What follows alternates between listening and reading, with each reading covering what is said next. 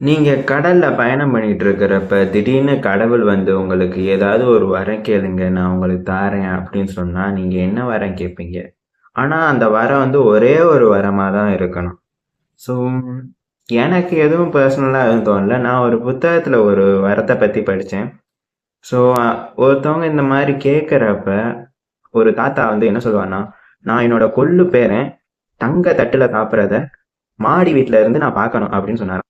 ஏன் இந்த மாரி ஒரு வரத்த கேட்டான்னு எனக்கு ரொம்ப நாளா டவுட்டாவே இருந்தது.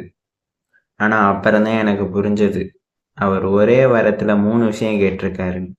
நல்ல ஆயுசு, கொள்ளு பேரன பார்க்கறது.